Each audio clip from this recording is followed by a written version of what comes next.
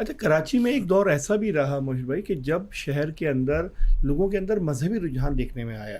بہت سے لوگوں نے اپنا رجحان مذہبی جماعتوں سے وابستہ کیا، اور مذہبی جماعتوں کے ساتھ جب وہ وابستہ ہوئے تو ان کو اس وقت شاید سپورٹ بھی تھی اور شاید ان کے لیے آسانیاں بھی تھی. مگر جب وہ رجیم بدلا اور نیا اقتدار کا ہما بیٹھا کسی اور کے سر پہ، تو پھر انہی کے خلاف کارروائیاں ہونے لگی، انہی کو ریاست کا باغی قرار دے دیا گیا. ذرا اس موضوع پہ بھی بیان کریں کہ وہ جو سارا نیکسس آیا، وہ جو سارا ایک بھیڑ چال شور آیا، وہ کہاں کھو گیا، اس کے پیچھے کیا حقائق تھے؟ دیکھیں 77 سے پہلے جو پاکستان تھا وہ مختلف تھا، اور 77 کے بعد جو ہوا وہ مختلف ہوا.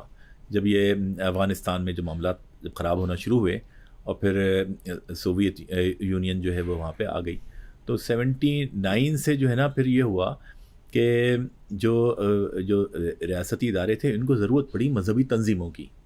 حالانکہ اس سے پہلے ان کو کامیابی ان کو بھی نہیں مل رہی تھی. طاقت ضرور تھی، وہ پاپولر بھی تھے کہ جماعت اسلامی ہو گئی، جمعیت علماء پاکستان ہو گئی، یا JUI ہو گئی، لیکن ان کی ایک جو کمزور پہلو تھا وہ یہ تھا کہ یہ ساری تنظیمیں سیاسی معاملات میں حصہ تو لیتی تھیں، لیکن آپس میں لڑائیاں جھگڑے بھی کرتی تھیں.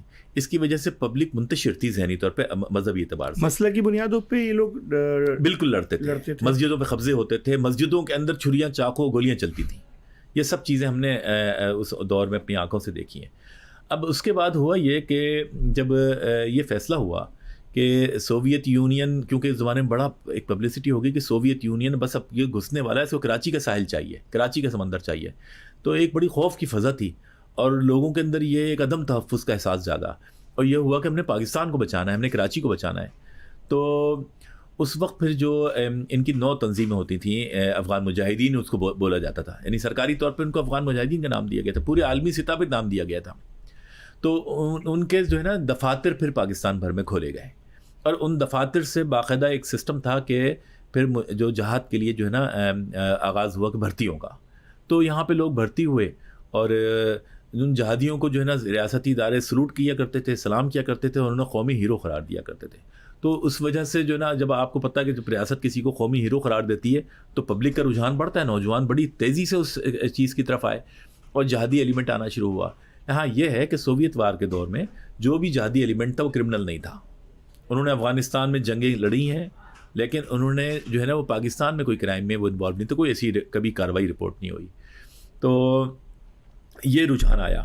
لیکن یہ جو آپ کہہ رہے ہیں کہ انہی جہادیوں کو اب ان کے خلاف چیزیں شروع ہوئیں یا وہ موسٹ وانٹیڈ بن گئے، تو وہ دوسرا وہ جو جہادی کلچر ہے وہ تھوڑا سا مختلف ہے.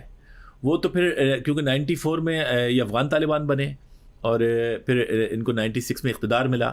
پھر اس کے بعد جو ہے نا یہ جو ایلیمنٹ تھا یہ پھر تھوڑا سا اینٹی اسٹیٹ ہوا، اور پھر وہاں پہ جو لوگ تھے وہ انہوں نے پھر پاکستانی آرمی کے خلاف یا ملک کے خلاف جو ہے نا وہ چیزیں کی. اس کے بعد پھر ان کو جو ہے نا وہ کرمنل قرار دیا گیا، یا ان کو